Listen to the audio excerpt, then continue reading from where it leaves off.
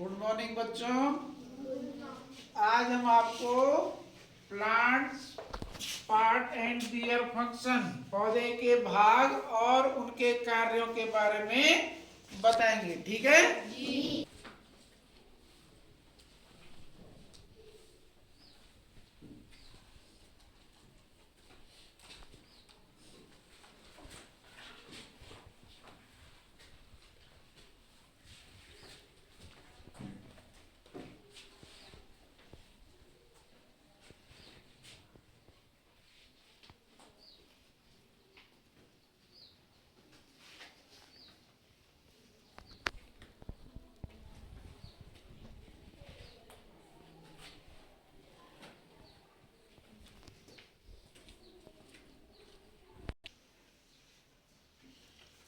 तो देखो, पौधे के मुख्य भाग जो हैं वो कौन कौन से होते हैं।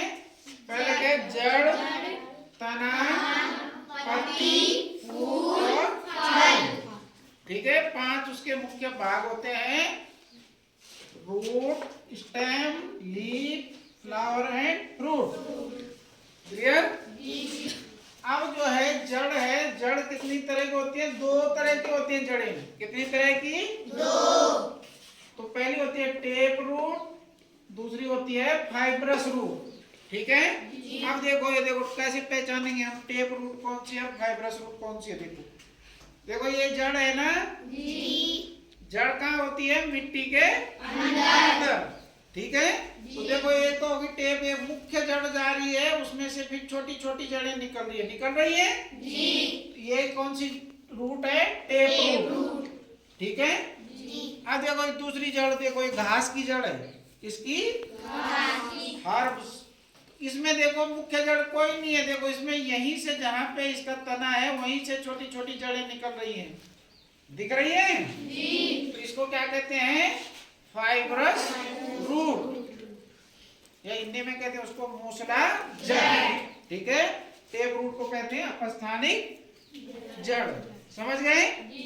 अब हम देखेंगे कि जड़ का काम क्या है, रूट का जो काम है, फंक्शन है, वो क्या है। तो देखो, जड़ का जो मुख्य कार्य है, पानी व खनिज लवण अवशोषण या एब्जॉर्ब करना। कहाँ से? मिट्टी से। क्योंकि जड़ मिट्टी में होती है ना, तो मिट्टी में से जो पोषक तत्व हैं उनको एब्जॉर्ब करना। समझ गए ना जी। दूसरा है कि पौधे को जमीन पर सीधा खड़ा रखना। भाई ये मिट्टी के अंदर होती है ना जड़ जी। तो पौधे को सीधे खड़े करने में मदद करती है कि नहीं करती जी। समझ गए जड़ जी। कितने प्रकार की बताई? 2। ठीक है। अब है तना। अब है क्या? तना। तो देखो तना कौन सा भाग हुआ? ये पूरा तना है इसका। जड़ के ऊपर वाला भाग क्या है? तना, स्टेम। समझ गए ना जी। तो स्टेम का जो काम है, एक तो इसको सीधा खड़ा करना पौधे को। भाई जमीन से सीधे स्ट्रेट खड़ा कर रहा है ना इसको जी। और किसको सहारा दे रहा है? पत्तियां हो गई या जो टहनियां हो गई, उनको क्या करता है? सपोर्ट करता है। समझ गए जी। अगला दूसरा काम है इसका कि जो पानी और खनिज लवण जड़ ने एब्जॉर्ब करे थे, उन पानी और खनिज लवण को जड़ से पत्तियों तक पहुंचाना। ठीक है। उसको कहते हैं जाइलम। जो ये पत्तियों तक पहुंचाता है ना, उसमें 2 होते हैं, एक तो होता है जाइलम और दूसरा होता है फ्लोएम।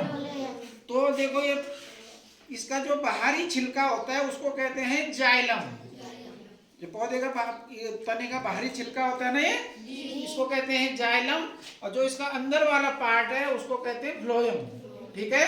तो जाइलम का काम है कि जड़ से जो इसने मिनरल्स और वाटर को एब्जॉर्ब करा था, तो ये यहाँ से लेके कहाँ जाएगा? पत्तियों तक पहुंचाना है उसने। समझ गए? अब पत्तियों से जो तैयार भोजन है उसको पौधे के विभिन्न भागों तक ले जाना।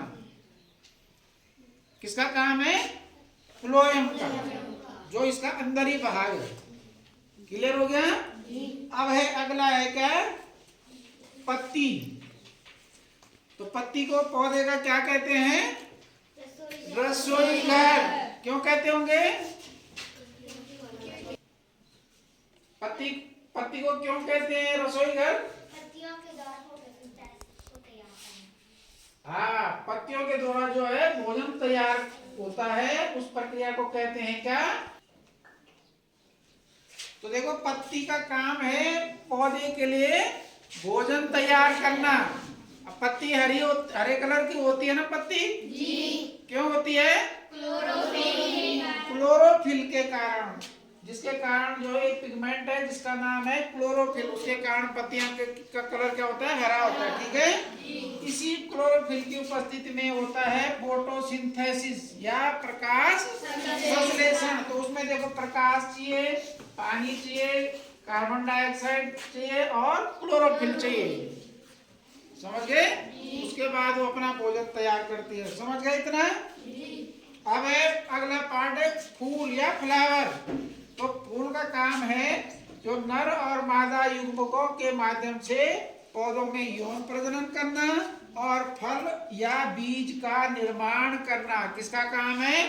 फूल का, फ्लावर का। ठीक है। अगला जो पार्ट है उसका क्या है? फल, फ्रूट।